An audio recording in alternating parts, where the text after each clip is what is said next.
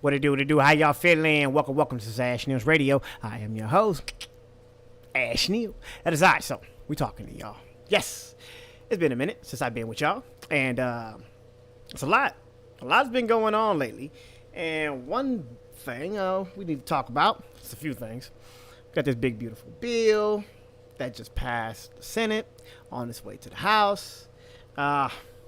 We got New York Mayor Zohran Mamdani. People are freaking out over him. We also got Diddy's case. A lot of charges were dropped. Some are staying, and he got no bail. So we're gonna go over some of these stories with y'all. It's been a minute. How y'all been? Hold on, we're gonna wait a second. Hold up. Let's make sure the stream is good. All right. Hold up 1 second. It's been a minute, y'all. I missed y'all. How y'all been? Y'all been good? Hold up. Just double checking. Making sure everything is kosher. Oh, okay. So yeah, this big beautiful bill. There's a lot of things behind it. A lot of good things, a lot of bad things. So I want to know what y'all think. What y'all think about this big beautiful bill? Y'all think it's something? Hold on, real quick. All right, sounds all right to me. So yes, this big beautiful bill. There's a lot in it. There's things that will benefit the rich. There's a lot of things that will benefit people like me when it comes down to stock market.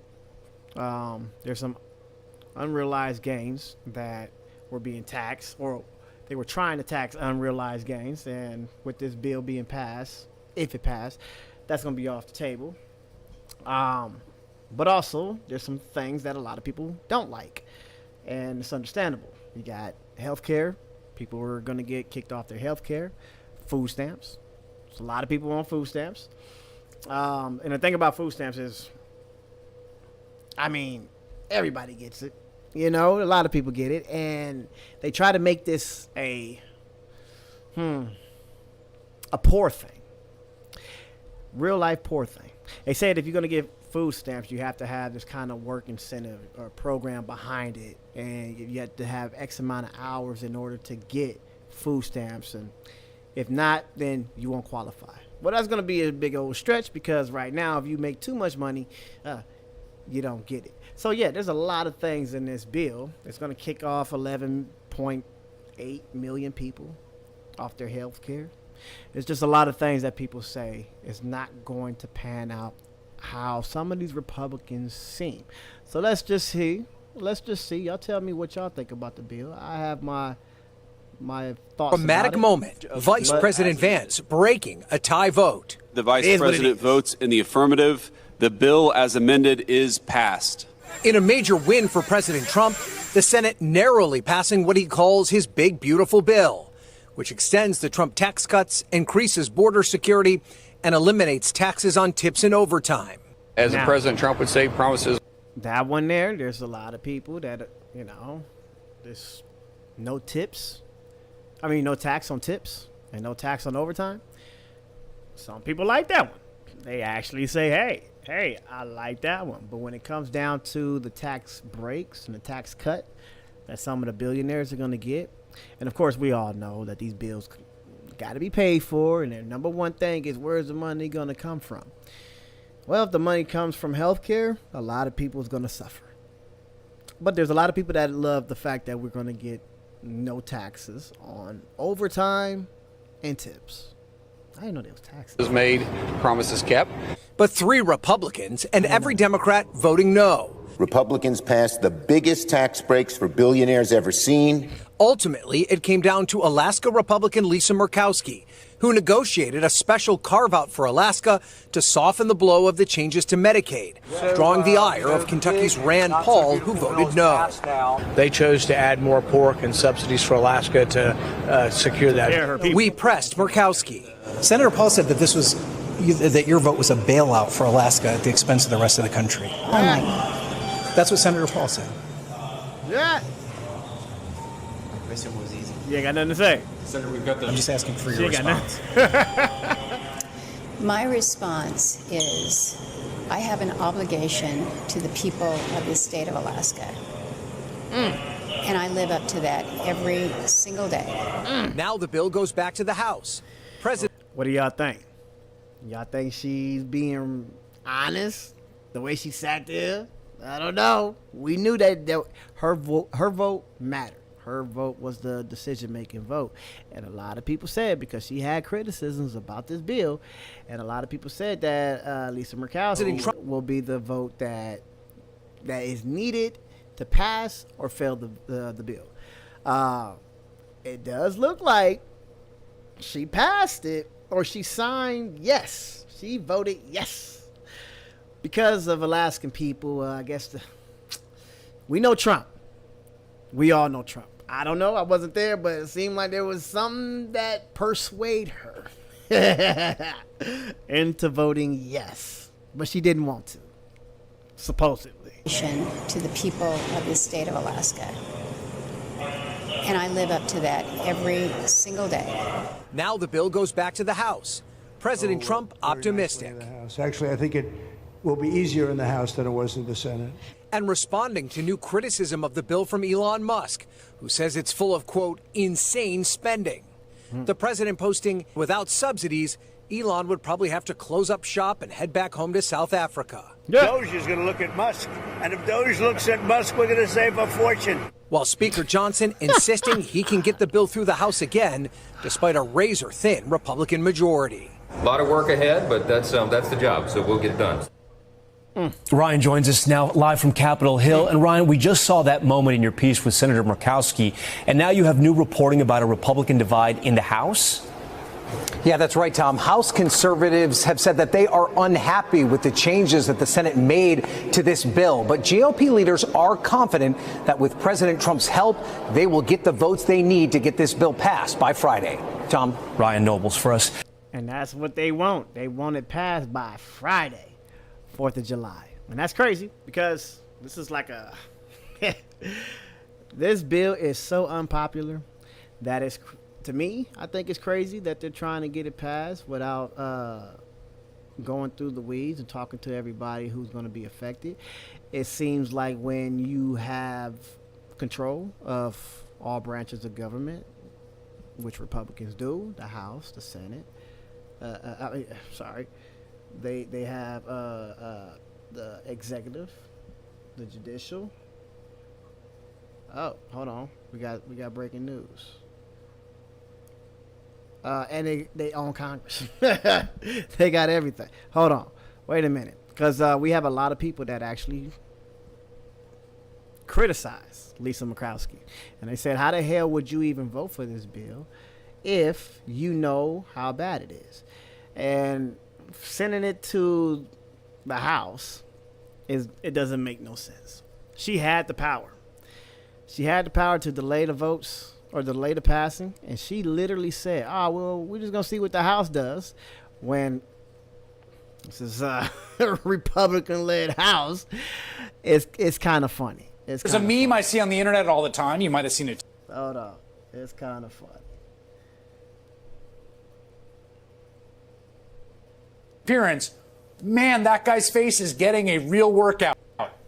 As plenty of the worst people you know have been making some very good points about Trump, say, ordering the bombing of Iran.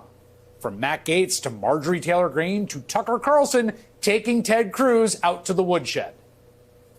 President Trump knows that the Bush-era doctrine of regime change wars in the Middle East is foolish. The American people have been brainwashed into believing that America has to engage in these foreign wars in order for us to survive. You don't know the population of the country you seek to topple?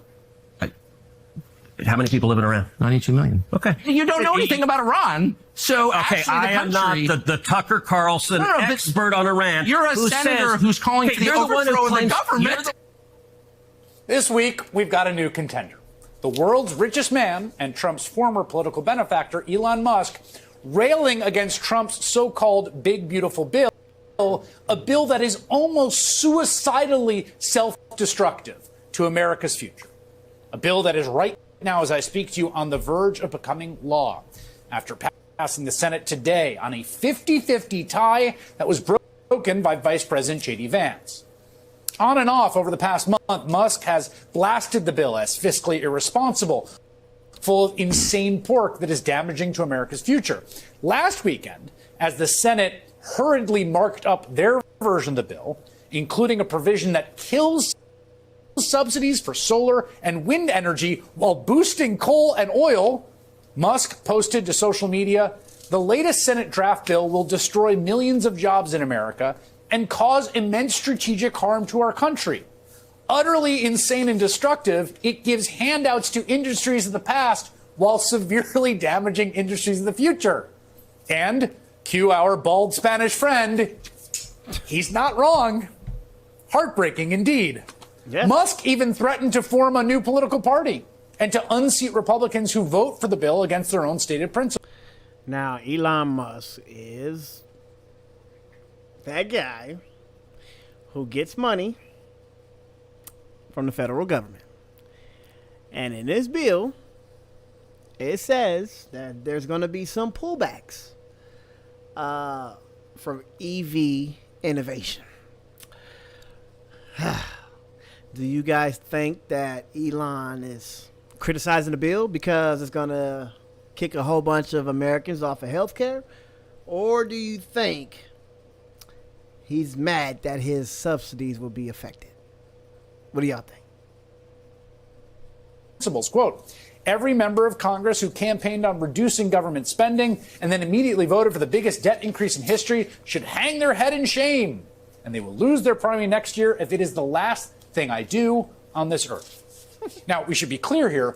Musk is also mad because the bill does away with a big subsidy on electric car purchases, which, by the way, is good policy, but also his car company Tesla relies on.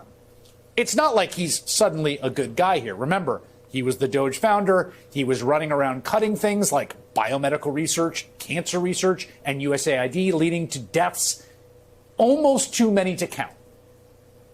That said, again, cue our meme dude, what he's saying about the irresponsibility of the Trump bill, especially about its totally backwards, self-defeating energy agenda, is completely correct.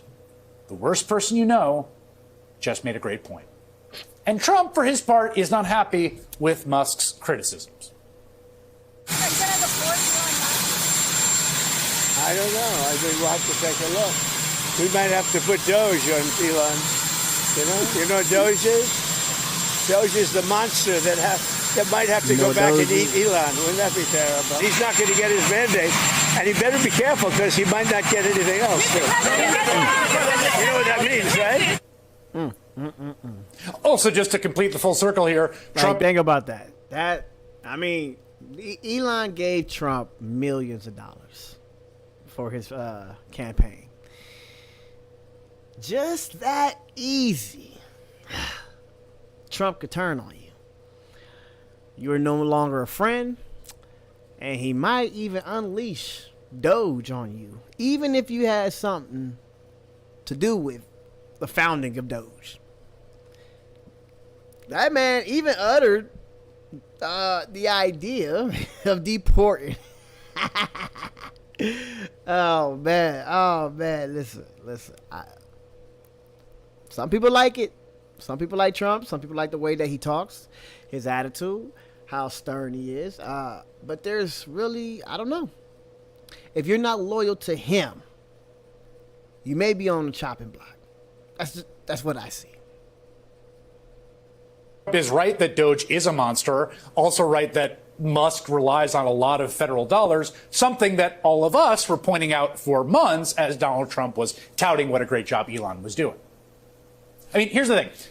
The way I understand it is the Trump administration and the Trump presidency is so rife with so many bad ideas in so many directions that every day they're always turning some of the world's worst people into sensible sounding critics by the sheer madness of their undertakings.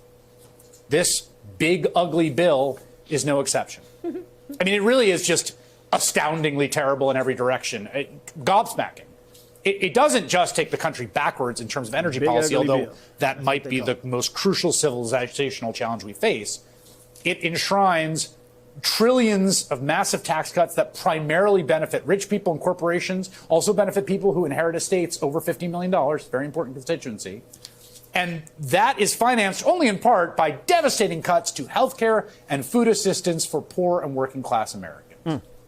Depending on the estimate you listen to and the iteration of the bill that you're looking at, we'll see in the final analysis, something between 12 or 17 million could lose health care, according to the Congressional Budget Office. Hospitals will be defunded. And even with those cuts, the bill adds more than $3 trillion to the deficit over the next decade, also according to CBO. The other thing you should know about this bill is that no one is buying it. This isn't one of those situations where they've pulled off some massive, successful hoodwinking. It is wildly unpopular. And then when people are pulled on its actual substantive provisions, right? Like, here's what the bill does, the giveaways to billionaires, the hits to programs for the poor, the sick, and the elderly, it pulls even worse.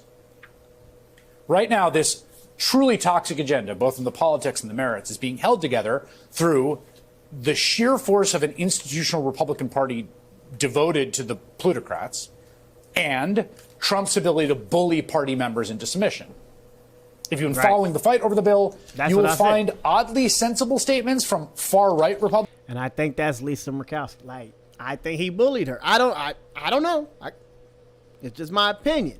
But the way she looked like she didn't want to vote for it. She already criticized it in the past, but she ended up voting for it under the guise that her constituents in Alaska were going to be protected with their health care. Now, is there provisions in the health care for everybody or just Alaskans? Because, shit. Republicans over the bill's fiscal irresponsibility, which it is. It will blow up the deficit, and that might actually have some really negative consequences given where we are with interest rates. You'll see people blasting it from the center over its draconian cuts to services. I mean, here's the thing.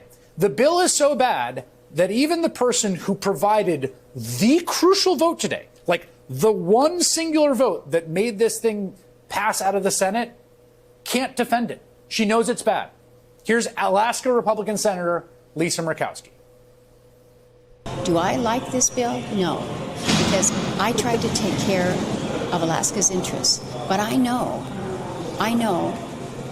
that in many parts of the country, there are Americans that are not going to be advantaged by this bill. I don't like that.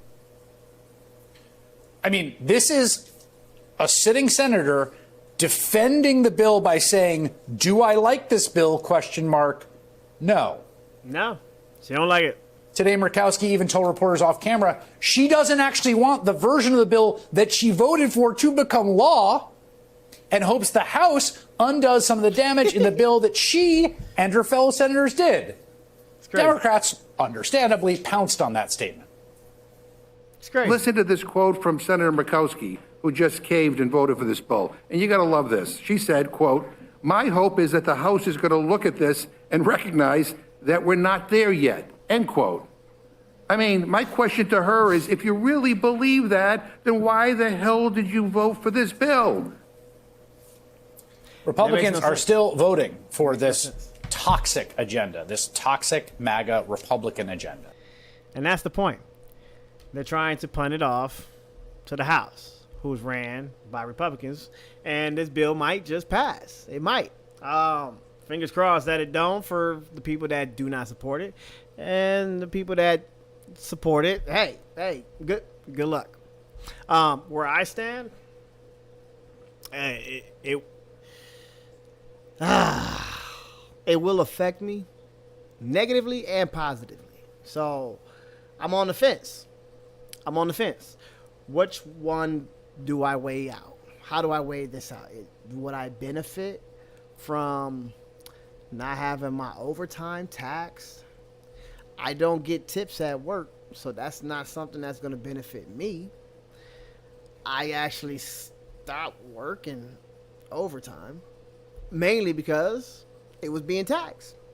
Nope, no tax on unrealized gains. That one's gonna benefit me. But healthcare. I have Medicaid. Yes. And my eye is expensive. Shit. If insurance don't cover it, my prosthetics, I'm gonna be coming out of pocket. And that is something that you have to like weigh your options. Weigh your options. What would be conducive to your living? The passing of this bill, or are you someone that looks for government assistance and expect for the food stamps to keep the refrigerator full? Then yes, you're gonna hate this bill.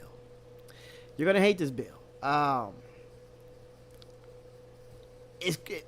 This is probably the most middle I've ever been on something, because I hear the people that are criticizing it, and those people, they don't know what they're criticizing. They do hear the fact that they're going to get kicked off their Medicaid, right? Medicare is a big thing in this country. I was talking with a friend of mine, and they were saying something about illegal migrants getting kicked off of Medicaid with this, with these carve-outs and these cuts and stuff that we've been doing with Doge and all of this stuff, right? And I had to ask my friend, I'm like, well, how is that a good thing for us? And of course, you know, naturally they're like, well, shit, we get all these people who are taking advantage of our system. If we could pull them off, then there'll be more money in the pot for us, right? Makes sense on its face when you're just looking at it that way. There's countries that we pay, no, we don't want to say which ones, but we give them funding every year, and they have free health care, right? So there is an argument there for people to make where they say we're going to kick off all these illegal immigrants, and that way we'll have enough money in the pot for American citizens. Now, is it enough money in the pot to give us free health care? I don't think so. But one thing I did say to this friend was, how was that a good thing for us? Meaning, illegal migrants who are here just on a temporary visa, right? Let's say some from Mexico. Let's say they came over seeking asylum, right? We're not going to talk about people across the pond. Across the pond is a little different. We're going to talk about the people here, okay? And these are the people that are in our farms picking our berries. They came over the border, right? Not on a plane with the president's temporary protective status. No, we're talking about people that came over the border that are connected to our land, right? Mind you, Trump just allowed those people to stay. He said those people could stay in the farm and in the hotels, fluffing pillows and stuff, and in the restaurant. They can stay. But no health care. Kick them off of health care. Now, if you have, this is just my opinion. Mind you, I feel differently from what I'm about to say, because when it comes down to being who I am and natural immunities to different parts of the land, I kind of understand it. But I do understand the fear of different diseases being carried over borders and overseas. Other countries, you know, they have to get vaccinated, or we have to get vaccinated too. If we get on a plane and go to another country, we have to get vaccinated. Just common sense. We're not used to that country, right? Well, if we bring in a bunch of people and allow them to work, but we ain't giving them health care,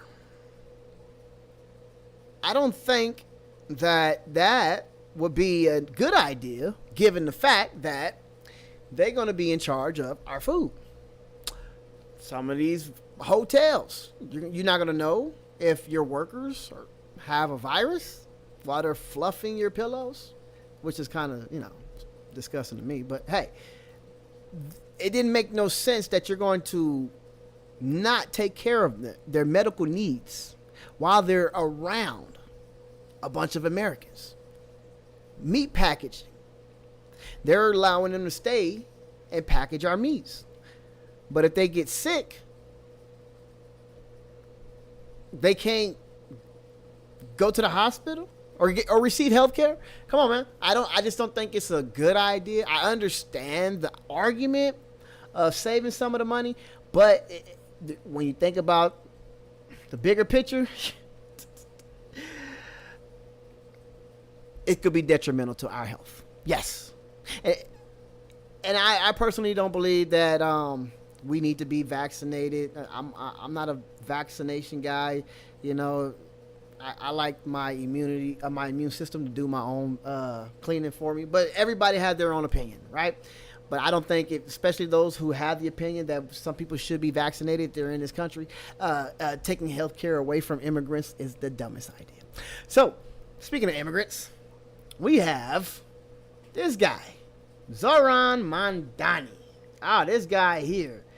This guy is putting fear in all of the Republicans. Actually, some of the people on the left as well.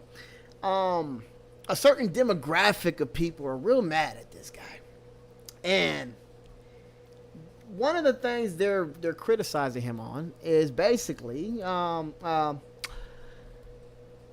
him being a Muslim. Yes, they don't like the fact that he may be the mayor of New York, where there's such a large Jewish presence, and he's a Muslim. He claims to be a democratic socialist, right? And they're using that to try to attack his policies, and it's just falling short. It's falling short. The racism is a lot louder than the criticism of his policies. Hold on. And I personally think that even their attacks towards him, it's not working. It's not working because the whole country can hear the hate they have for this guy who's a Muslim.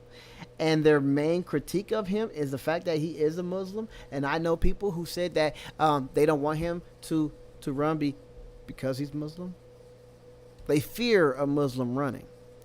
I could have sworn we had a Muslim in the office, president, 2 terms. I could be wrong. But they fear that this guy, Zohran, is going to be detrimental to New York. And they are fighting tooth and nail to get this guy up out of here.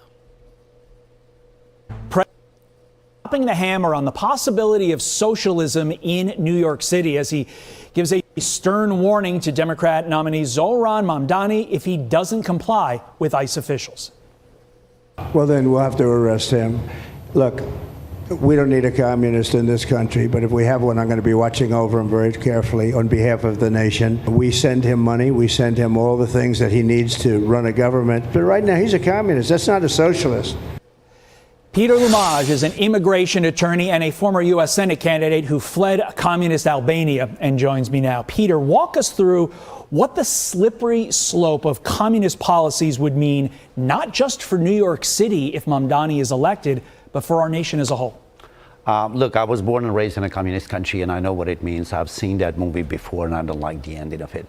When I hear elected officials who come to the United States from other countries and they are not compatible with the American foundation, if you will, and they come over here and they want to promote the exact failed liberal policies or communist policies that they left behind in their countries, that should perturb each and every one of us. When you hear President Trump, one of the greatest presidents we ever had, I would say that, look, this is a communist. This guy openly wants to promote communist values in our country, and this is not compatible with the foundation of this. The greatest president that we have. This country, when he wants to have command and control over the economy, forced redistribution of property, these are things that have been tried in Eastern Europe. They were tried in the Soviet Union. They're being tried in Venezuela, Cuba, you name it. And they are complete failure. We must not allow this to spread in the United States because this is not American at all. Specifically, when you hear Mamdani talk about seizing the means of production, not my words, His words exactly. Does that bring back absolutely horrible memories of your time in communist Albania? It does. It does. Absolutely, it does. Because when you have forced redistribution of property, you cannot. Think about that. As I try to get us. You cannot have socialism without brute force.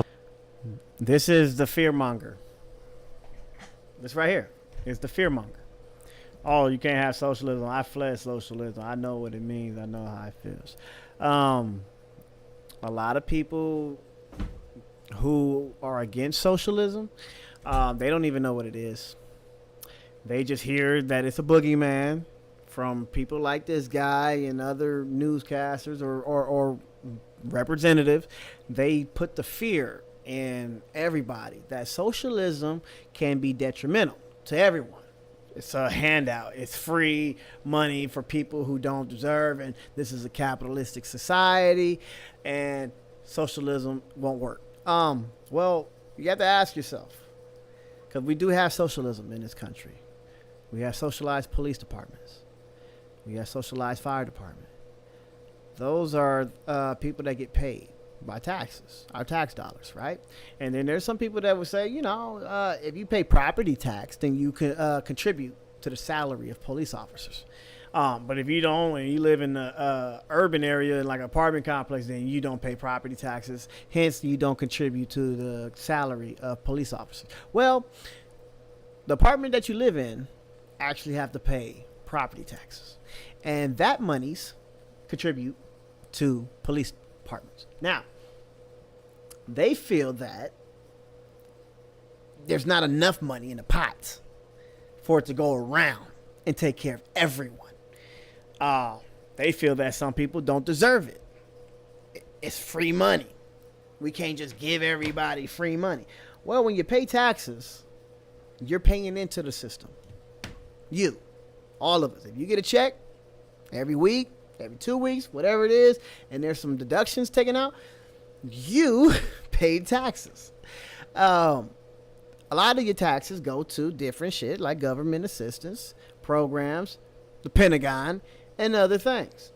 So when they say that there's no money for certain programs that can help people, but there's money to take away from the people who need it to keep wars going and other things, they're just lying. They're just lying to you so they can keep lying in their pockets. So Zohran, he plans on,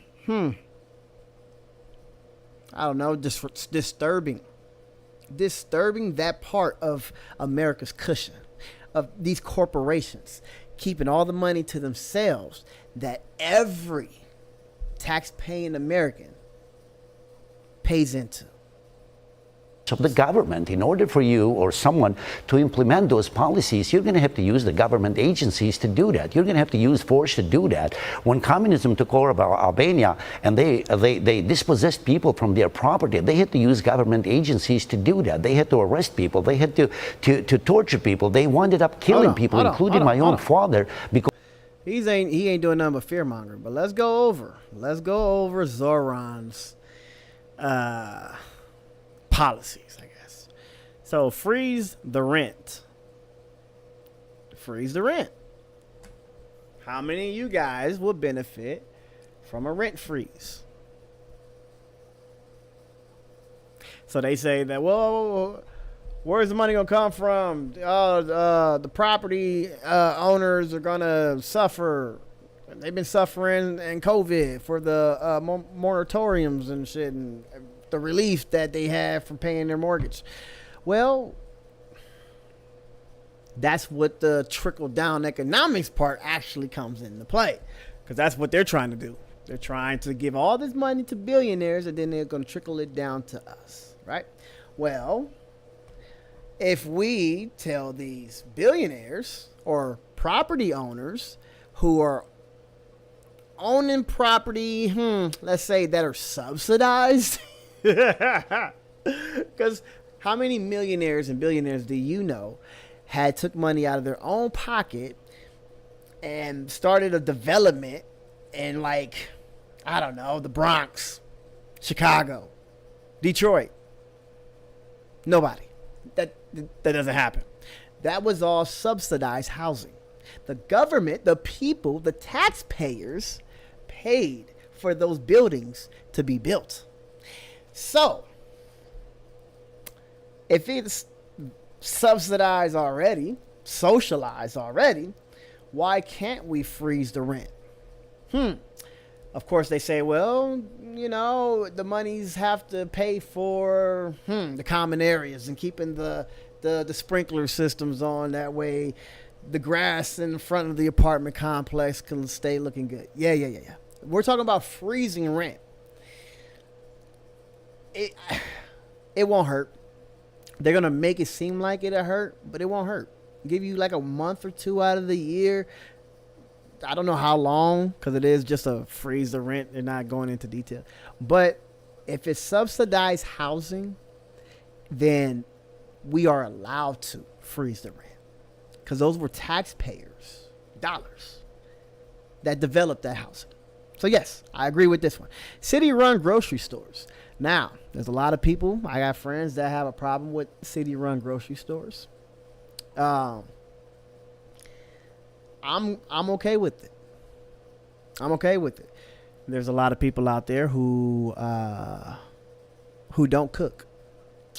So they, especially now, mind you, everybody who's on this news or on the media who's criticizing city-ran grocery stores, 9 times out of 9, especially politicians, whoever, news anchors, all of them, they don't cook their own food. They don't. Most of the time, they don't have the time to do so, right? So they don't understand how large families could go to the grocery store and buy bulks of stuff. They have deep freezers. Like us, we have a deep freezer, right? Large family, you buy meats and stuff to have for later, just in case, right? Well, there is this wasteful spending that comes into play when a lot of that food does not get eaten. We tend to go in, see things that's been sitting there for months, too long, that we didn't get to because we were stocking up. And a lot of American families throw away food that they didn't get to, trash it. And that is actually a large amount of money. What that money is, we don't know. We can actually calculate it when it comes down to like restaurants and some grocery stores who tend to, hold a lot of food that tends to perish, and they have to get rid of it at a certain date, right? So food tends to go in the trash. Now, if the city ran the grocery stores, then, I believe that we can kind of control the demand, right? If you control the demand, meaning you tell people, hey, you can't buy too many whole chickens in a week, right? I personally think it will be helpful. City-ran grocery stores will be helpful. A lot of people like me and my family, and there's a lot of others that tend to try to go towards a healthy choice, right? A healthy decision, a healthier alternative, right? Lately, our food has been pumped up with different hormones and different kind of steroids just to basically meet the demand of these American people who had this, I should be able to buy as many as I want type of mentality, right? Well, what ended up happening, because nobody tries anything like this, a city-run grocery store, farms, instead of opening up more farms, we started opening up more labs and seeing how can we boost the supply in order to meet the demand. And that's where we started getting unquality chicken, less quality foods. You know what I mean? They're pumped with GMOs and all kind of hormones and all this kind of stuff. But I think if we had a cap on how much Americans can buy, then there would be more room for healthier alternatives. So yeah, I think I'm okay with city wranglers. They dispossessed people from their property, and they had to use government agencies to do pause that. Social workers to replace police officers. Now, this one is not a bad idea. I'll tell you why. Because, mind you, this is socialism, okay? We have a socialized police department, and we have a socialized fire department, right? When there's a fire, right, you don't call the police. You don't. You call the fire department. So, if there's a dispute or some type of mental situation where someone is, I don't know, having an episode, screaming here, there, to saying that they see people, they want to harm themselves, I think social workers would play a better role than a gun-toting officer who may see violence in a situation where there's a mental situation going on. So yeah, I think social workers should replace the police in that sense. But you never know what can happen, because mentally ill people can out of nowhere become violent, right? And the social workers aren't trained for that kind of violence, right? So yes, I think it should be a mix. I think if there's one of those calls where it seemed like a mental issue, a mental health issue, send out some social workers with the cop. Why not? A couple social workers with a security guard or a cop behind them to make sure that they're safe. That wouldn't be a bad idea. Maybe we would have less people being shot who never possessed a weapon, who weren't being violent. They were just mentally ill. And the cop, they don't know. They're not trained to know that. So I like the social workers to replace police. I do.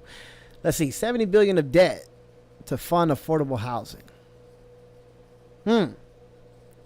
$70 billion of debt to fund affordable housing. I will have to look more into that because I have no idea. I don't know if that's New York's debt.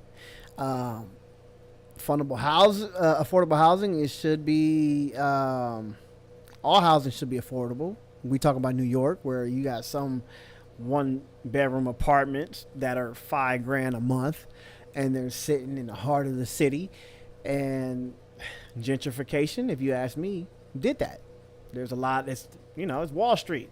There's a lot of rich folks that can afford $5,000 a month, so that's why they hike those prices up.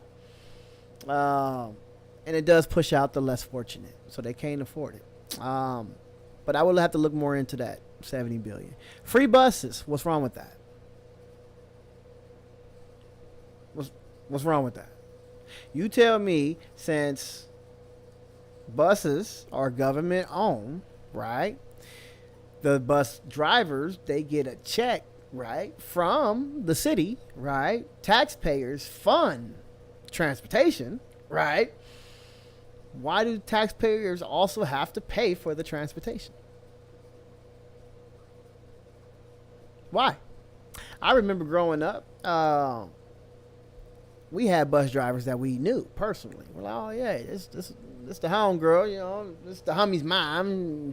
She taking us down the street to the mall or whatever. Oh yeah, my dollar didn't break her. It didn't break the bus. It didn't break the city. It didn't make them rich either. So yeah, there was time where she allowed me to get on without paying. Is it going to keep us from having gas for these buses? I don't think so. Because we already pay taxes for these for government or for public transportation. We pay. School buses. We pay. Ain't no kid paying $1.50 to get on a school bus and getting a transfer. A transfer ticket. Y'all remember the transfer tickets? If you have to hop on another bus. Think about that. Transfer tickets were free. Transfers were free. If you get on a bus, I don't know how it is now. Don't let me lie to you. I don't know. But if you got on a bus back in the day, you can get a transfer to get to another bus and get a transfer to get another bus and get a transfer to get on another bus. We only pay one bus, but we can drive all around the city. I don't think we should charge. I don't think free buses is going to break the city of New York. Nope. So I'm okay with that one. No cost childcare. Who has a problem with that? Who? We get it. Child care is privately funded in some places, but the government do fund child care. We have child tax credits where they understand that we have maternity leave. These are all government-funded organizations and tax relief for people to raise their children. You can send your kids to a daycare center if your insurance cover it. The government will. So it's all taxpayers' money. This is all funded by taxpayers. Why not have free child care? We're trying to better the economy, right? Why are we going to force people to stay at home? We want to have them out there working, right? They need somebody to watch the babies. What if they don't have the funds for child care? So yeah, I like this one. They had to arrest people. They had to torture people. They wound up killing people, including my own father, because he will not possess people from their property. They had to use government agencies to do that. They had to arrest people. They had to torture people. They wound up killing people. Yeah, baby baskets for newborns. What the fuck is that? Excuse my language. What does that mean? Baby baskets for newborns. I don't know what that means. But you ask me, I don't think it's going to break the economy. $30 minimum wage. What y'all think about that one? $30 minimum wage. That will drive a lot of people to go work. Could McDonald's afford it without raising prices on the Big Mac and Happy Meals? I don't think so. A wage is government control. Government do control the wage around the country. If you're on the West Coast, it's a lot different. Minimum wage is a lot more than it is if you're in the South or other places, and it's predicated on your city, your state, and the subsidized loans y'all get from the government. It's predicated on that. Like gas prices could be cheap nationally, right? It could be like $3 nationally, but in California it could be $4. In Tennessee it could be $2, just because of where you're at. This is not a good one because we have franchises, right? Franchises, people own them. They're businesses. Some people don't have the funds like other people, so their franchises may be booming in like Hollywood area opposed to like the rural area, because that individual have to keep the employees paid, the concessions clean, the inventory stocked.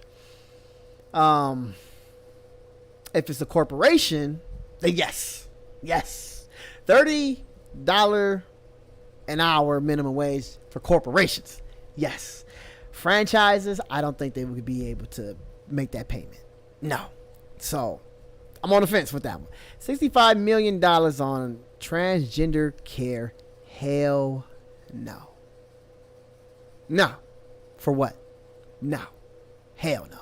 So out of all of those policies, I disagree with one of them. Killing people, including my own father, because he will not comply with the requirements or the demands of the communist regime. And this is very dangerous thing to bring to the United States. This is the problem that we are importing into the West. We're bringing cultures that are not compatible with us, that they do not have any regards for the foundation of this country, the Constitution, the founding documents, capitalism. What has made this nation great is being attacked by the people who come here under the pretense that they want to be American, Americans, and the moment they get the citizenship, some of them, they want to dismantle the system that made them great, actually, and gave them the opportunity to be what they are. To that point, a lot of the criticism for individuals like Mamdani and also Congresswoman Ilhan Omar is this notion that, in Mamdani's case, his parents, in Omar's case, her, if you hate the country so much, why do you try to come here? And that leads me to this concerning question. Is it to fundamentally change America? Are they coming here in order to change what you and I consider to be America? Absolutely. I mean, the moment they become American citizens, and if you look at these people who were not born here, including me, when you become an American citizen, you have to complete a form called N-400. At the end of that form, you get sworn in that you will uphold the Constitution of the United States, you will protect and defend the laws of this country. If this guy really got sworn in to become an American citizen and to uphold the Constitution of this country, I think that there is a process that you can denaturalize someone. You can revoke their citizenship if they misled the adjudicator at the time that they became American citizens. That's how afraid they are of this guy. They said that, we could probably revoke his citizenship. We're just going to have to check and see if he filled out the paperwork right. And there may be something, you know what I'm saying? If he's preaching some anti-American stuff, this socialism talk, we can revoke his citizenship. Now, that is going to be the worst idea ever. You guys are opening up a can of worms with this whole blanket deportation rhetoric, because remember, Trump is only in office for 3.5 more years. If somebody like Biden kept his laws on the books, like some of the tariffs, they didn't even change them. If the Democrats decide to keep laws on the books like deportation and birthright citizenship and all those, there may be a case where it will affect y'all. And a lot of Europeans that came out over here, y'all may be subject to deportation as well. Just on some, oh yeah, watch this. I'm telling you. Going down a scary path. And there is nothing wrong with the Department of Justice to look into some of these applications that were filed by these non-American born citizens who are running for office as to whether they are capable or if they want to uphold the Constitution and the laws of this country. Because if you have these people coming from these third world countries and we're importing them, we're importing at the same time the problems that we're facing here. We cannot allow this to happen to this country. The left is saying, the right and many Democrats are exaggerating the impact of Mamdani, exaggerating the impact he would have. Is it an exaggeration to think that we, in the city of New York, could see Soviet-era bread lines if Mamdani's elected? Well, you could. When what is disturbing is the fact that you have elected officials, and including our state of Connecticut, actually, when you have the governor that says that we are implementing these policies, some of these policies that Mamdani is promoting so far. You have Chris Murphy, who's the United States Senator, actually, who pretty much promotes or embraces what Mamdani stands for. And these elected officials should be our concern that you're embracing these failed liberal policies. That can happen. It happens in our country, in other countries too. Look at Venezuela, one of the richest countries, in the Western Hemisphere at one point. Now people are, fleeing the country. In 2013, Albania, the Socialist Party of Albania came to power again. From 2013 to present, 500,000 people have fled the country. That's 500,000 people. They are fleeing every single day because they cannot afford living in that country. They cannot. They are being oppressed. They are being denied their basic rights. So we have to learn from what's happening in these socialist countries. Yeah. Nah. Fear-mongering. And it seems like there's a gang of them. There's a lot of these Fox News episodes, even CNN, they be having these people up here just basically bashing Mamdani, right? And saying that his policies is going to cripple New York. We can't have this kind of stuff. These people coming from these third world countries trying to change what America's about, and yada, yada, yada, yada, yada. Bro, there's nothing about a Muslim running a country or a state that you should fear. You can challenge the policies and talk about if they are good or bad for the American people. And I went through all of them that you guys showed. And most of them would benefit the American people.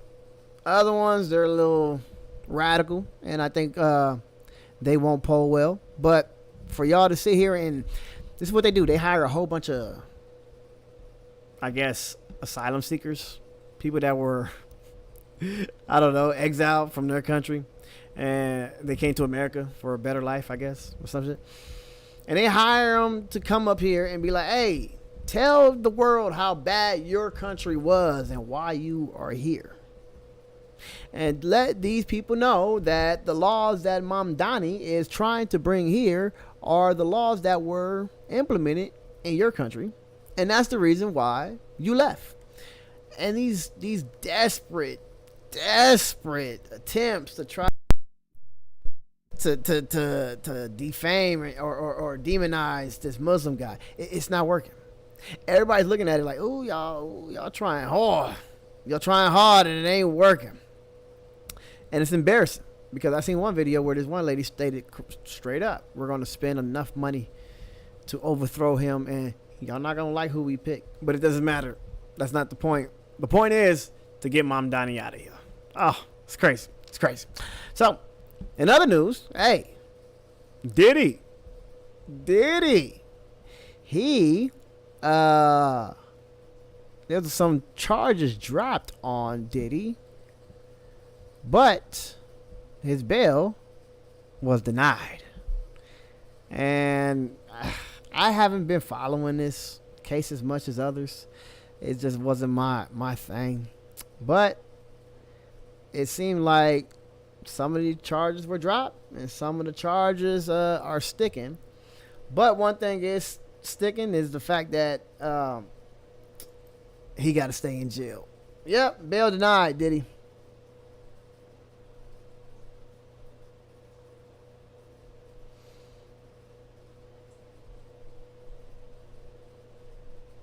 Here, we're learning right now, Lisa, that apparently bond has been denied. Okay, well, I don't know if that's getting it. Let's use this one. Let's get Jeremy here. Yeah, Jeremy, can you come back in here when you get a moment? So what we had been positioned for was an argument that because the jury found Sean Diddy Combs guilty only on the lesser of the charges, that there was a presumption that he might be able to go home. The judge even asked him at one point, I imagine you don't want to go back to MDC. He nodded vigorously. Right? Let's use this microphone. I'm not sure if that one works. And Jeremy, if you'll come in here Jeremy. too. Should we start with Jeremy's reaction? Jeremy Salland is with us. He's a criminal defense attorney and former Manhattan prosecutor.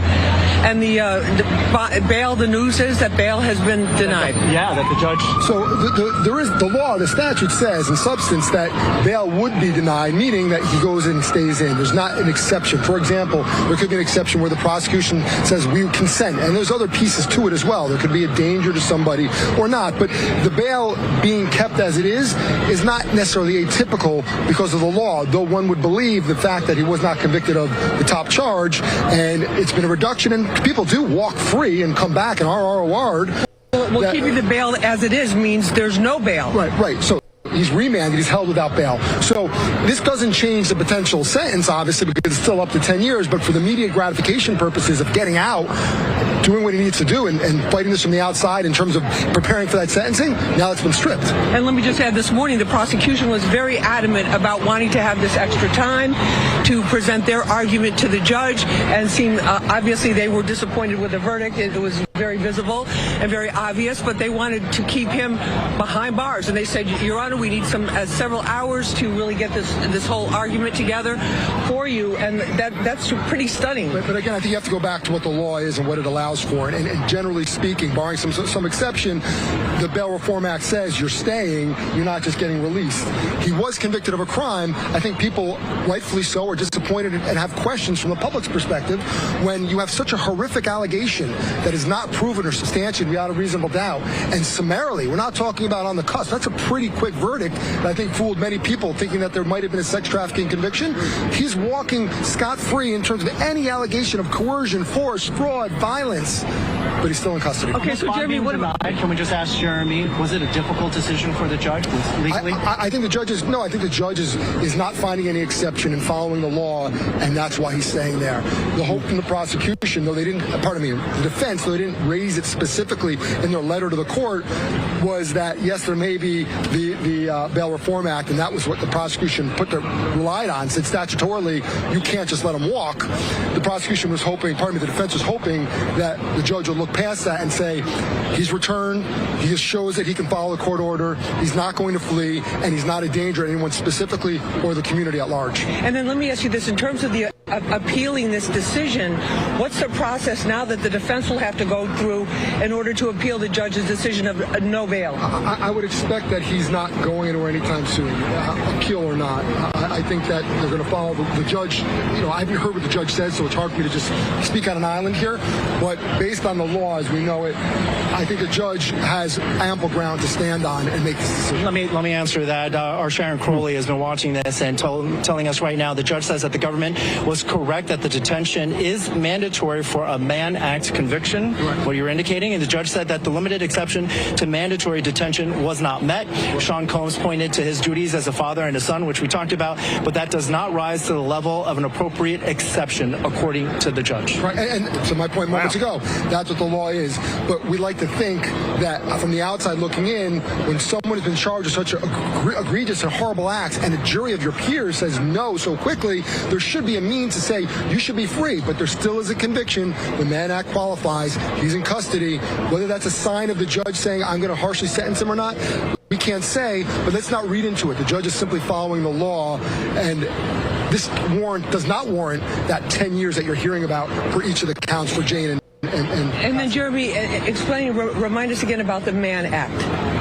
So the Mann Act does not involve coercion or force or anything like that. The Mann Act simply says that if you're bringing someone across state lines in substance, engaging in prostitution, that violates the law. I look at this case, not to really go too far off. This really, especially when you hear this verdict, should likely never have been in that courthouse. If anything, it should have been in that courthouse, meaning 100 Center Street or something similar, in a state courthouse for domestic violence, for abuse, for things that physical abuse and assaultive behavior, those types of things. But now we're here. It is what it is. But I think the prosecution really got humbled whether or not the judge is keeping Sean Combs in. No, 100%. So now tonight he'll be spending the night in MDC. It's hotter in there than it is out here, certainly for him. But there is now a horizon. That sun is rising for him.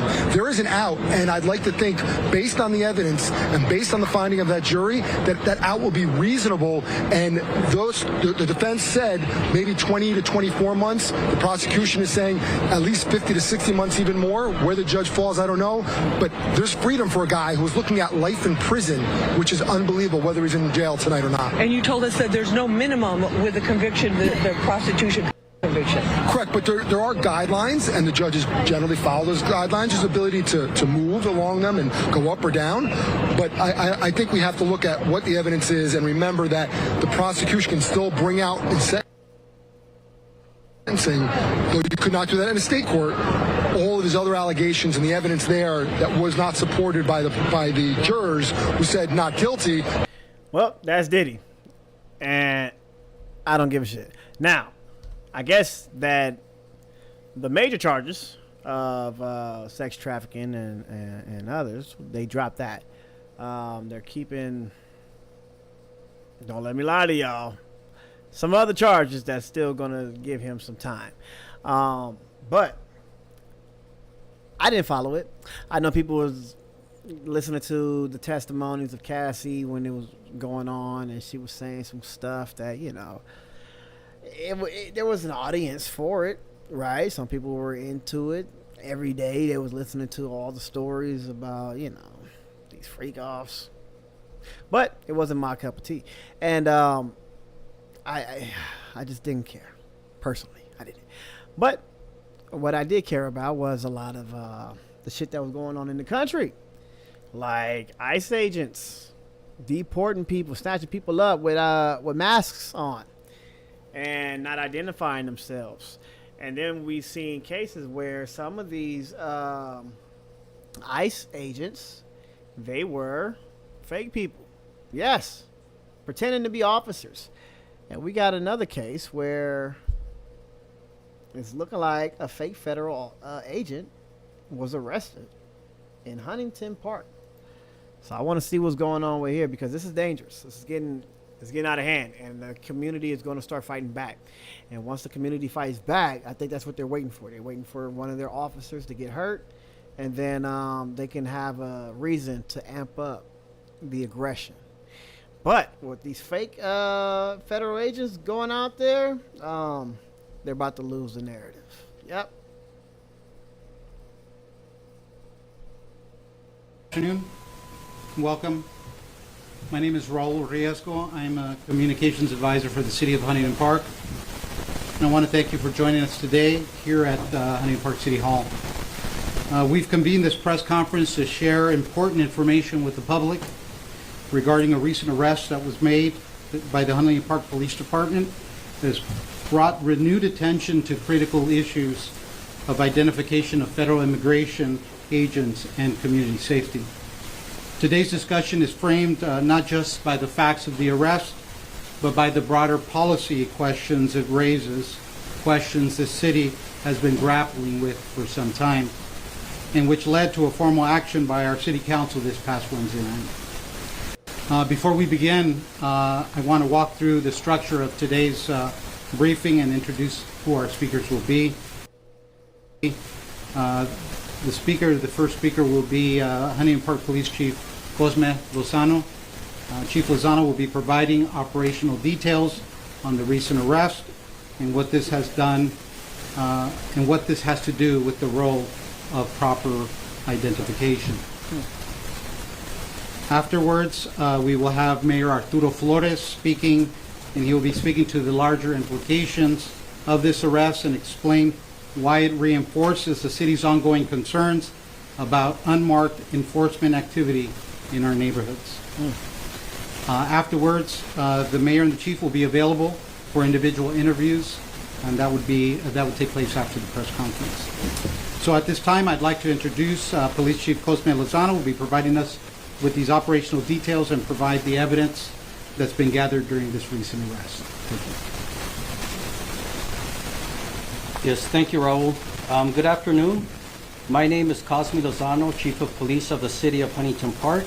I am going to provide you a detailed account of an arrest that recently took place in the City of Huntington Park, which has prompted serious concern about public safety, impersonation of federal agents, and the need for proper identification and vetting of legitimate federal enforcement activities. On June 24th at approximately 10:20 p.m., Huntington Park police officers observed a gray Dodge Durango parked in a handicapped parking space at the 7000 block of South Alameda Street. The unoccupied vehicle had no visible handicap placard or rear handicap license plate. The vehicle was also missing the front license plate.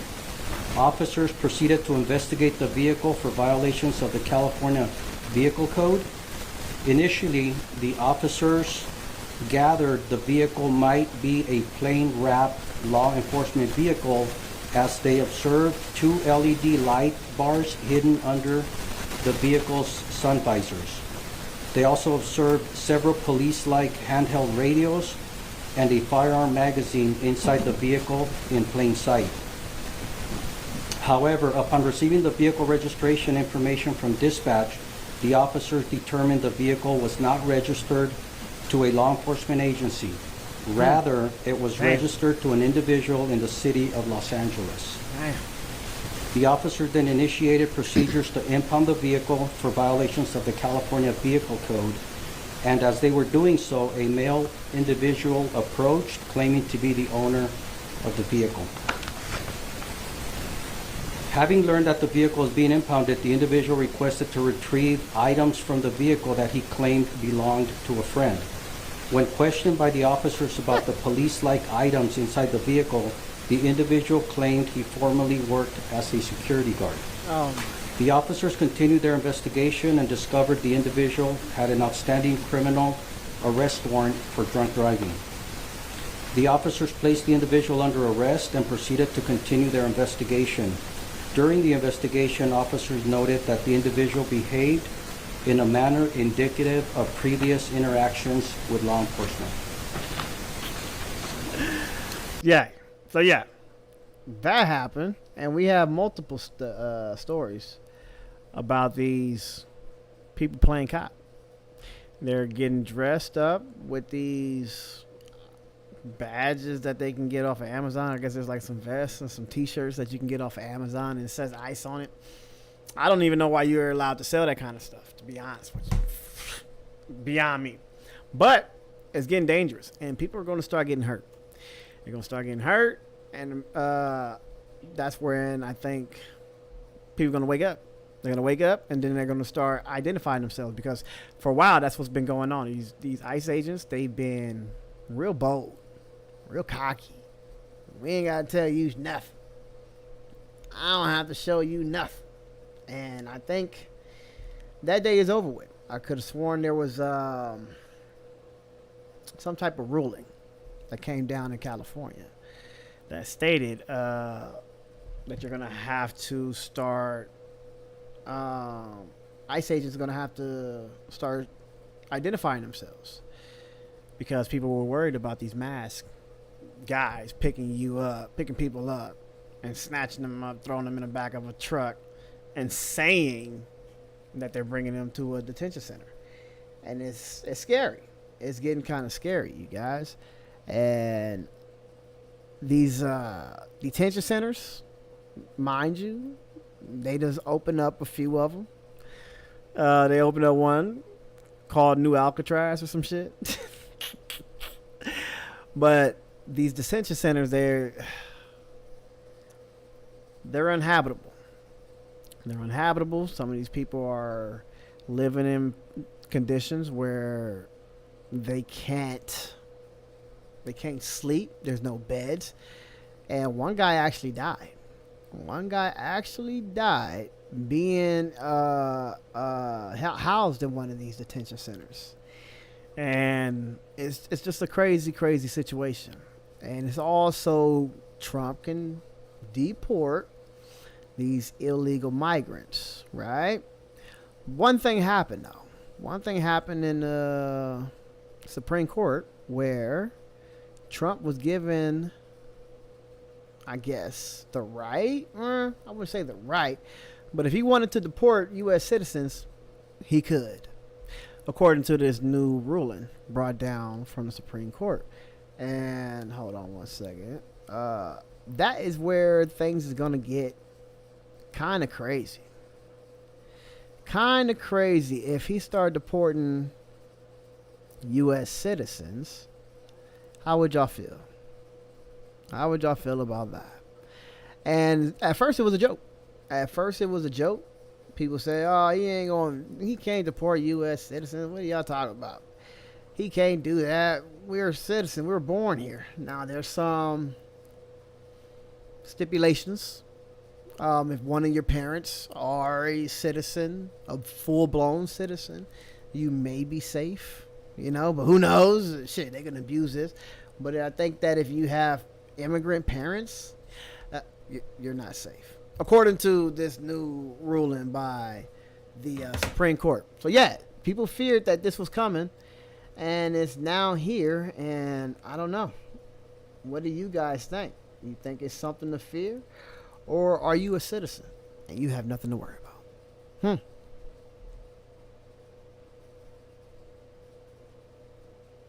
4 days ago that allows the Trump administration to begin the disastrous decision by the Supreme Court 4 days ago that allows the Trump administration to begin implementing a flatly unconstitutional order on birthright citizenship. Well, today, the administration announced it will begin deporting people subject to that order as soon as July 27th. It's madness, but it is madness with a method, which is to deconstruct the foundational concept of what it is to be an American, a concept created in this country's second founding by the 14th Amendment and the victory of the Union, the Civil War. A belief that we are all Americans across all lines of difference, from race to religion to creed. They hate that. They're trying to destroy it. Sherilyn Ifill is the founding director of the 14th Amendment Center for Law and Democracy at Howard University. She was previously president and director counsel for the NAACP Legal Defense Fund. She has a new piece out this week titled A Court Without the Range, the Reconstruction Court 2.0, and she joins me now. Sherilyn, we are seeing a sustained attack on some of the foundational ideas of the Reconstruction Amendments. None more foundational, I think, than this question of who belongs and who's a citizen. What do you make of what we are seeing now that the Supreme Court has paved the way to begin some kind of patchwork implementation of this executive order? Thanks so much, Chris. This is a danger of the highest order, a danger to our republic as we know it. The conservatives on this court and conservatives in general have long pushed back against the promise and the power of the 14th Amendment to our Constitution, which was ratified in 1868 after the Civil War.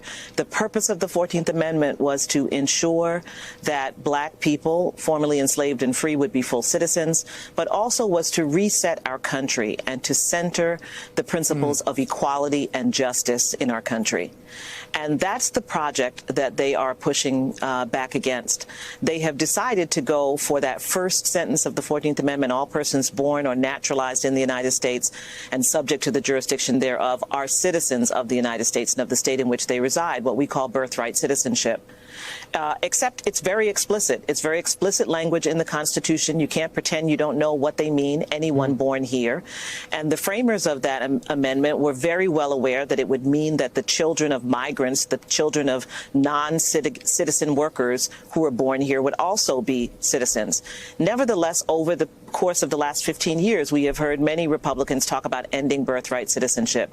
And President Trump now has come up with a way, with the aid of the United States Supreme Court, to skirt around the plain language of the 14th Amendment to try and implement something that looks like a carve-out from this most important and most vital constitutional protection. One of the things I think it's worth people getting their heads around, this is reporting in the New York Times, immigrant rights groups in 22 states, all Democratic leadership, have sued over the citizenship order. 3 federal district courts vacated the policy. In 28 states that had not challenged the order, such as Arkansas, Mississippi, North Dakota, and Texas, the order can go into effect. Now, this, there might be class actions that get certified, but just to think about the practical reality of every hospital in America, or at least in these states, becoming the frontier of creating a second-class non-citizenship status that they are administering to women coming screaming in labor pains. Remember, the core of our reset country through the 14th Amendment was that this is a country that has no caste. It has no levels of citizenship. But this is precisely what this administration is imagining. And it's happening, Chris, at a time when we are watching masked ICE agents roll up on people outside the Home Depot and wrestle them to the ground. And we're watching them, deport people and send people to third-party countries with which they have no connection. Is that what is going to be happening to newborn babies who are born, who they believe fall under this executive order, which purports to deny birthright citizenship to those who don't have at least one parent who's a citizen or a permanent resident?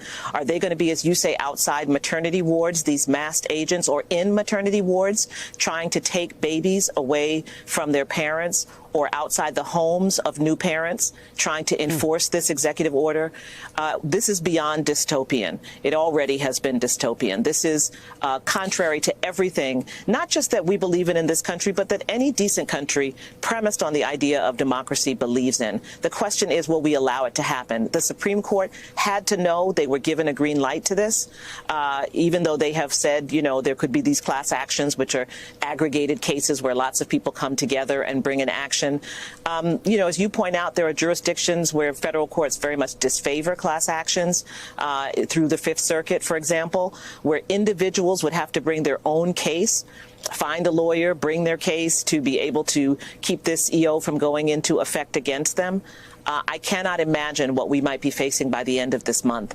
And so I think we have to gather ourselves and really recognize what is coming down the pike. And if we add it to Trump's comments today and earlier about his desire to move United States citizens who are imprisoned in this country to other countries, we are looking at something very, very, very horrifying, something we have really... And that's crazy. Like, how do we know those other countries are going to receive our prisoners? Well, I mean, it's going to come with some money. How much is it going to cost the taxpayers? Because them other countries, they're not going to just let people in without getting paid for them. No. That's going to be a lot of money to ship some American citizens to, what is that shit? Where do they send them? They send them somewhere. I forgot. Don't let me lie to you. But it's not going to be cheap. It's not going to be free. It's not going to be cheap. And for you to think that you can deport American citizens, the hubris of American leadership, like, they're forcing people to act out. I hope people don't. But this is the kind of shit that people are going to be like, hey, man, whoa, bro. I thought it was criminals, rapists, immigrants that you were going after. Whoa. Why are you going after American citizens? Let's see what Bakari Seller has to say on this situation, because this was just a joke. Tonight, right? Donald Trump threatens to widen his deportation net to include American citizens. But we also have a lot of bad people that have been here for a long time. People that whack people over the head with the baseball bat from behind when they're not looking and kill them. People that knife you when you're walking down the street. They're not new to our country. They're old to our country. Many of them were born in our country. I think we ought to get them the hell out of here, too. You want to know the truth. So maybe that'll be the next job that we'll work on together. Oh, my goodness. Now, keep in mind, the DOJ is also now threatening to strip naturalized citizens of their legal status for committing certain crimes. All of this comes as Trump is touting the opening of what he's calling Alligator Alcatraz, an immigration facility surrounded by swamp and predators that holds 3,000 people. Republicans are touting it as low cost, complete with water, sewage, and Alligator Alcatraz power, and critics call it inhumane. Despite all the sort of theater of the Alligator Alcatraz of it all, Trump's comments today were really stunning, honestly. American citizens, he's talking about people who were born here, and threatening to, put them in a deportation facility, deport them, take away their citizenship? What are we talking about here? I mean, he even talked, I think, when he was with the El Salvadorian president about needing more prisons there for things like this. I mean, it's beyond, if you were to make a list of outrageous things Donald Trump was going to do, I don't think this would even have made it on the list. It is so just crazy. But the thing is that crazy things that Donald Trump says come to fruition. He will just do whatever he thinks. And now that this is in his mind, it's truly frightening that he might actually move forward and try to make a penalty for a crime being deportation for people who were born in this country. Well, it's not being deported and dropped off. I think what he has raised is the idea that we'll house some prisoners in a prison in another country. Now, I have no idea whether this is legal or constitutional. It's not legal or constitutional. And I'm sure that'll be debated out, and if it's not, then it won't happen. But what he is saying is, if you have extremely violent populations that need to be housed in a prison somewhere, what's the difference between housing them in a prison here or there, other than the debate, I guess, over the legality of it? But that's what he has been raising. Other than a pesky little thing called the law. And I mean, I don't think under what authority would a president of the United States be able to deport American citizens to the jurisdiction of a foreign country, even for committing crimes? I don't know. Like I said, I don't know what the legality of it is. I don't know if the Department of Justice has issued a memo on it. Just for the purposes of this conversation tonight, what his point was, if you have extremely violent populations that need to be warehoused in a prison, he raised the idea of putting them in a prison. We deal with extremely violent populations. For the purpose of his point, I just want to go ahead and polish this turd for y'all, because y'all seem to not understand what Donald Trump mean when he said that he want to deport American citizens. We have people in jail that shouldn't be here.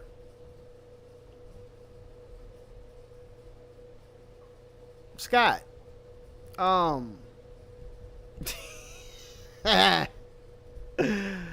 So you think they should be sent to El Salvador?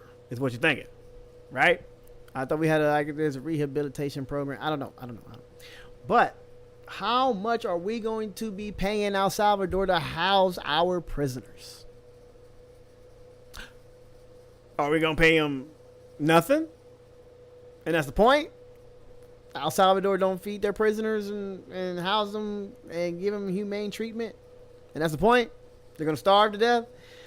Or is it going to cost us a lot of money to fly them out? And like you said, they're not there to stay. They're not going to be citizens of said country. They're going to do their time, 10 years, whatever.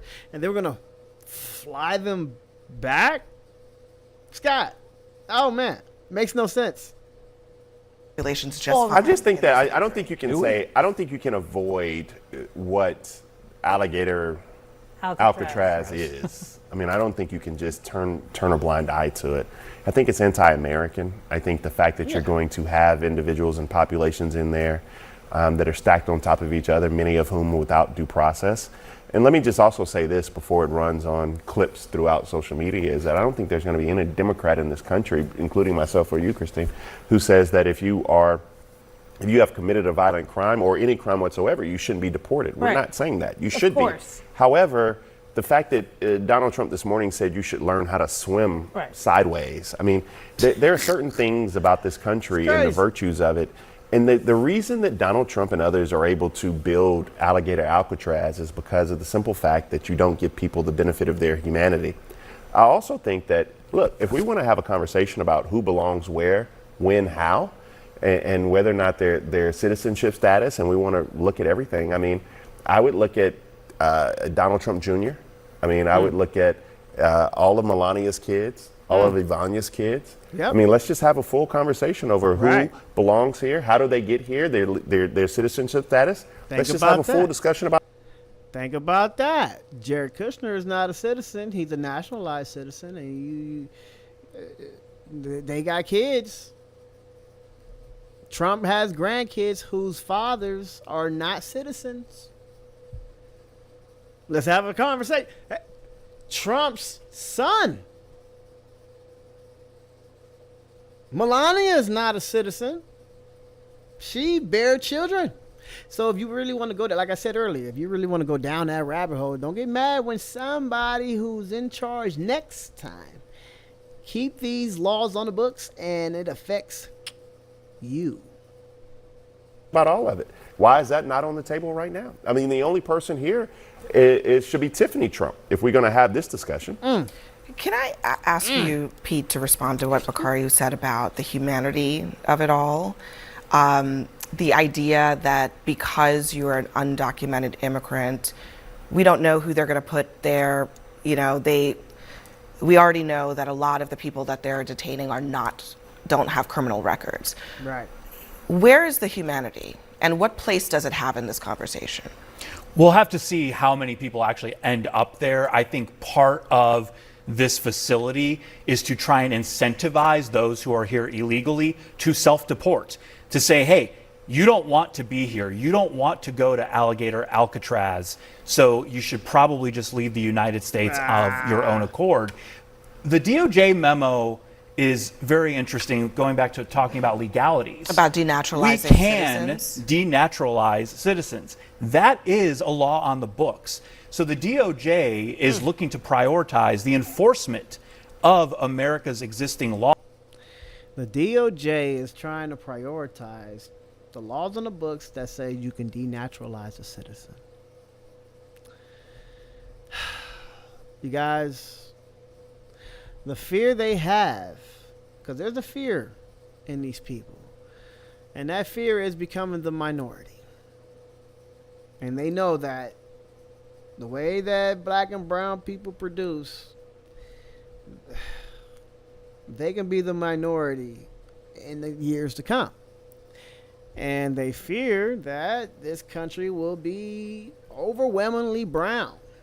So they're doing whatever they can, even if that means deporting naturalized citizens or American citizens who are black or brown. That's basically the gist of this whole thing. laws. There was an instance just earlier this year where somebody had their citizenship revoked, I can't even say the word. It happened because they were convicted of distributing child abuse materials. Yeah, it's something that can happen. It is something that can happen, but it's something that is relatively rare and is usually reserved for things like what you're describing there. But one of the things that's interesting about that memo is that it says, in addition to heinous crimes, right? I'm not sure there's a lot of dispute about the code and what it says about crimes being a case for denaturalization. But it also says cases referred by a U.S. Attorney's Office in connection with pending criminal charges if those charges do not fit within one of the other priorities. So that's basically any crime. Maybe you're caught with marijuana. Maybe you're caught with marijuana. That's any crime. The number 10. Any other cases referred to the civil division that the division determines to be sufficiently important to pursue. So I think when people look at this, they look at this as a carte blanche. Yeah, it's totally subjective. To just say, Zohran Mamdani, you're a naturalized citizen. Yep.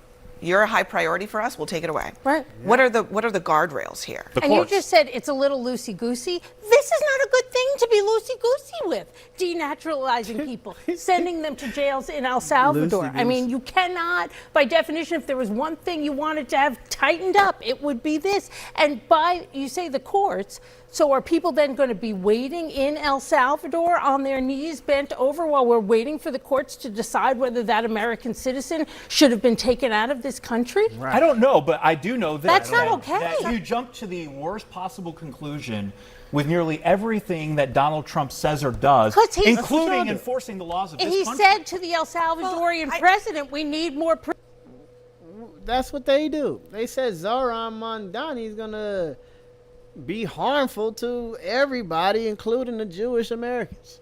This is the worst thing you could ever do.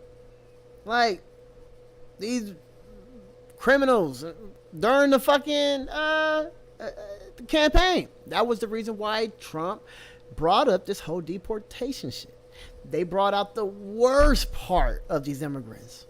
Oh, they're gonna rape your kids, kill your daughters. Look at Lincoln Riley. Like, they was going to the extreme to justify this deportation shit. Now here he go. Why you want to go to the extreme, bro? That's how y'all work. That's how y'all work. So yes, I can go to the extreme, and if you put your hands on an actual new United States citizen, he or she born in this country, you're going to get hands put back on you. Nobody's going to sit there and be like, all right, I'll go to El Salvador for a couple months just so y'all can figure this shit. No. There's going to be an uprising in this country. Yes. And if you don't want it, you better stop with all this big Billy badass. Oh, I'm an American leader. I can do whatever I want. If I want to change the Constitution, I can. I can get these naturalized citizens about it. No. Sorry. It doesn't work that way. This is America, bro. Everybody here, they are what? Their parents were immigrants. This is a land of immigrants. What is the view of America that you're trying to have? You think like this is just one Christian white nation, or like what? There's not a melting pot full of a whole bunch of different races here? Like, what do y'all think America is, and how is this supposed to look? Because if we call y'all racist and say y'all trying to kick out all the brown folks while letting in some whites, y'all gonna make it seem like we're race baiters. So I just want to know, like, what is the image y'all have of what America looked like? Honestly. Prisons there. I'm just basing on what he said. I mean, there are plenty, according to Trump, of criminals who are here illegally that he can deport. Why does he keep talking about American citizens? Why is that a thing that keeps coming up? Denaturalizing people who have citizenship, who've gone through a process, it's an onerous process. It's not an easy thing to become a citizen of this country.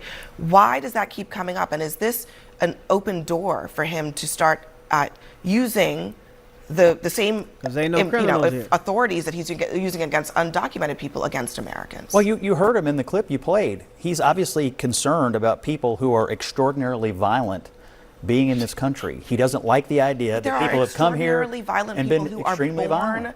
in this country. And he doesn't like them either. Yeah, well, they're born here. They're American citizens, and they have rights. So why does, I mean, I don't understand why he doesn't, over the history of this country, you don't think that we've been dealing with extraordinarily violent people for a very long time? Yeah, he'd probably say under we're not dealing with them tough enough. I mean, it's probably his view. I mean, you heard what he said. He does not like the idea that extremely violent populations are not dealt with in the toughest possible manner. That is basically his position. Last word, Bakar? No, I mean, I think this is exactly what it is. I mean, I think a lot of it's rooted in the words that people don't like around this table. It's rooted in a lot of xenophobia. It's rooted in a lot of bigotry. It is what it is. Yep. We should enforce the laws of this land. However, what we're doing right now, I'll go back to what I said at the beginning, is completely anti-American. I mean, the fact, simply because you are looking for a better life, and yes, we want to deport, and I want to be extremely clear, people who commit a crime, violent or not, no one is arguing that point with you. Yeah. But alligator Alcatraz is the most un-American thing I've seen probably since last week. All right, guys, next for us. The president says he would arrest. That's the squirrel. Squirrel, look, bro, we already deport immigrants who commit crimes. That's already on the books. You commit a crime, you go to deportation. Simple as that. All this whole y'all want criminals to stay here? No, that's not what it is. But when you start sending out American citizens, mind you, even the immigrants they sent out, 70% of them never had a criminal record. So nobody trusts you, Trump. Nobody's going to trust that you're going to pick up actual criminals and send them out to alligator Alcatraz, and they have no crime. We don't trust you. And if you're going to, what you're going to do? Empty the jails of people right now? The people we got in there right now who got life sentences, and you're going to send them to Alcatraz? So what? You can free up some room for some, bro. You need to get out of the office. And the way that Bakari Sellers said it, you're like, yeah. The xenophobia, this racism, the way y'all just like making up all these fucking national security threats to justify your treatment towards brown people, it ain't working. It ain't working. We know exactly what you mean by what you say. And Trump said the same thing about Zohran. He can deport him, take away his citizenship. Tonight, Zohran Mamdani has officially clinched the victory in the Democratic primary for New York City mayor after last week's stunning upset over former Governor Andrew Cuomo. At the same time, Mamdani is drawing the ire of President Trump, who took direct aim at the Democratic Socialists today. Zohran Mamdani, who in his nomination speech said he will defy ICE and will not allow ICE to arrest criminal aliens in New York City. Your message to communist Zohran Mamdani? Well, then we'll have to arrest him. A lot of people are saying he's here illegally. He's, we're going to look at everything. No, wait, look at this guy's face. Hold on. Message to communist Zohran Mamdani. Well, then we'll have to arrest him. A lot of people are saying he's here illegally. He's, we're going to look at everything. He's not here illegally, by the way. He's not here illegally. He is an American citizen. Here's Mamdani's response. His statements don't just represent an attack on our democracy, but an attempt to send a message to every New Yorker who refuses to hide in the shadows. If you speak up, they will come for you. We will not accept this intimidation. But it would be illegal if he interfered with federal agents who were trying to enforce federal law, would it not? He can tell city agencies, like the officers in the Department of Corrections, not to bring people over to ICE at Rikers. You can do that. You can do that. You can't tell ICE what to do if you're in the mayor of the city of New York, but you can tell what your own department's to do, and it can make a big difference. I know that because I passed a bill when I was speaker that said that. So you're saying that the position of the socialists here in New York now is that they should use city resources to interfere with the federal government's enforcement of the law? Absolutely not. I'm saying the city resources shouldn't get involved in what the feds are doing. There's no reason that the city resources should make their jobs easier. But he's running, it's part of his platform. Do you support the platform or not? That's my question, is what's the position of the Democrats in New York? Are they going to follow this socialist trying to interfere with federal agents or not? What will the Democrats do? He's not trying to interfere with federal agencies. He's literally said it. He is going to implement the laws that exist, which prevent city agencies from working in cahoots. That's with awfully federal cute. That's agencies. very cute. Well, I mean, for you guys matter. So if New York has laws on the books already, since you're trying to be law-abiding citizens, Scott, that state police don't have to cooperate with the feds because they don't fucking have to. They don't get involved. They won't like intervene and get in the way, but they actually don't have to cooperate. They don't have to house people that the feds lock up. What's the problem with that, Scott? If you feel like Trump can go to any city in this country and lock people up, whoever he wants, then do what you got to do. But fly them back to D.C. or something, put them in Alcatraz, whatever you think you got to do, because the city of New York ain't going to cooperate, and it's on the books that they don't have to.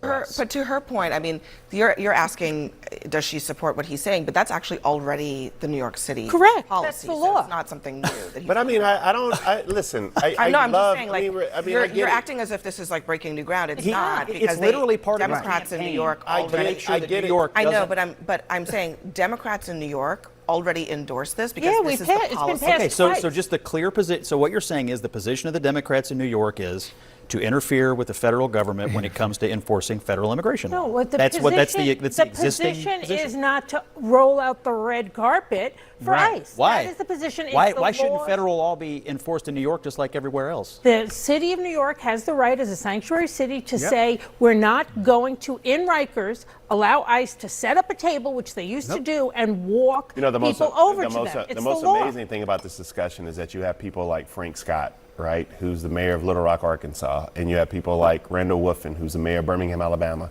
who are cities and capital cities of great southern states who've reduced their crime by 50%, who are the future of the Democratic Party. You have people like Abigail Spanberger. You have people like Mikey Sherrill, who are not only running for governor in Virginia, but New Jersey, respectively. Helena Moreno, running for mayor of New Orleans, of these major cities who have platforms and plans. I love how Republicans have actually just kind of, and Democrats, respectfully, in New York have kind of galvanized and said that the world revolves around us.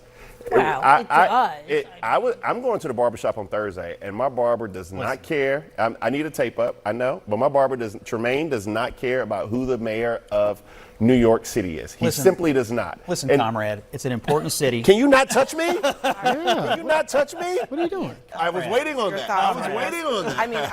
I mean, we glossed over the fact that Trump threatened to arrest him and called him deport him. illegal, but that's, I guess just Right. another day. Yeah, well, and I should point out this whole, he says that he's a democratic socialist. He's a socialist, I'll be kind. But calling him a communist is not far off base when he talks about seizing the means of production. That is a communist party plank. He is talking about doing that. So I don't have any problem with calling him what he is. And I don't have any problem calling Donald Trump a felon or charged with rape or the fact that he doesn't pay his vendors or the fact that he's racist because he illegally fine? discriminated This is how against he was So I don't have any reelected, problem. so to be And you're president. right. And As you know all what? of You those may things. have a Democratic socialist elected as mayor of New York City. No, you agree with Pete that he is a communist then? He's not a He's communist. a socialist. He said seize the means of production. He's a socialist. He is not a communist. I'm not a He socialist, but he literally calls he's, himself. he's using the language of the Bolsheviks, is he not? He- No, he's not. He's All a right. socialist, not a communist. Those are Seizing the different. means of production? That's called socialism, not communism. called Use that- socialism. the USSR and Stone Those are Dormer different debaters. things, That's where you though. hear I mean, that like, stuff. you Everyone They're coming up different. next. And that's the thing about these grifters like Scott Jennings, and they think that everybody's listening to the way they be all smugged and have this take on life. Nah, bro, we don't give a fuck how you try to label somebody. If they here for the people, they here for the people. If you want to have this boogeyman of them being a communist, by all means. But you're dealing with this. Donald is what they Trump's don't realize. mega. This is what they don't realize is that a lot of these people, they don't have 50 years on them, 30 years on them. It's the kids. It's our youth. They are the future. They are the ones that are watching America, land of the free, be ran over by a specific group of people. They can see when the rich is getting all these handouts, and when it's time to take care of them, people say, how are we going to pay for it? These are the kids that are going to be our next mayor, next governor, next president.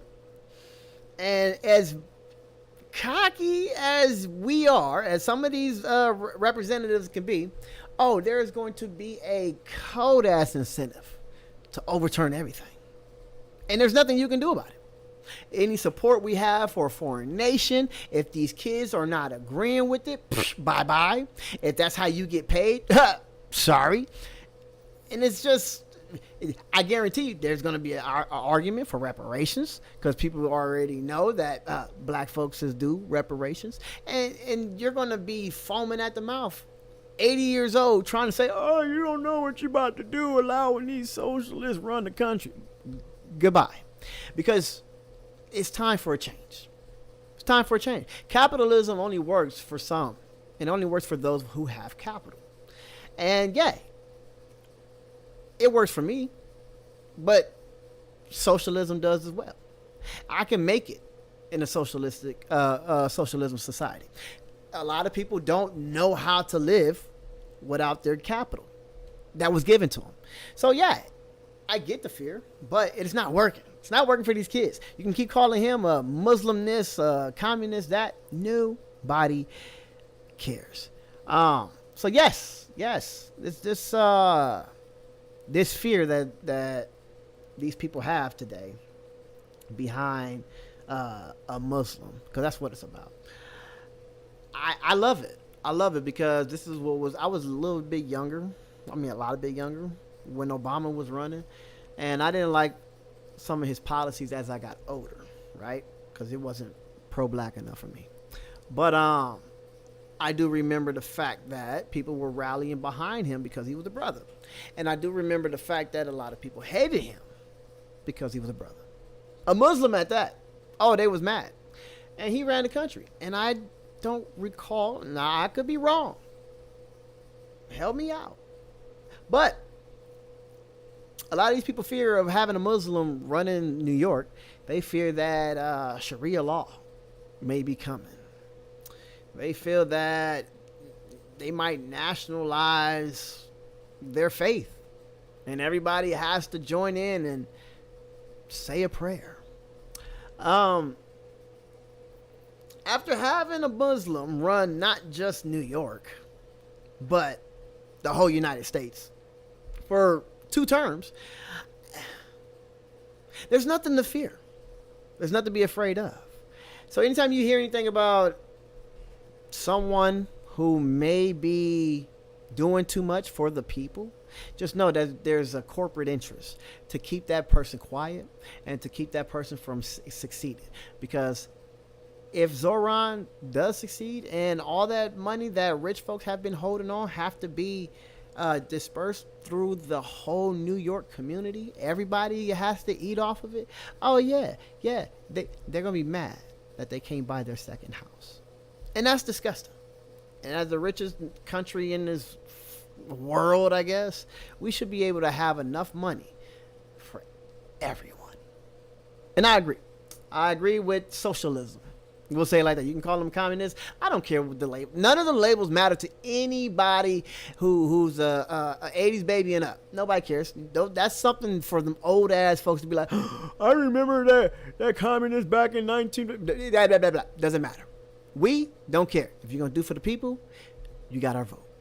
So please, thank you for being with me. Like, share, and subscribe to this video. And hit the notification bell. That way you'll be notified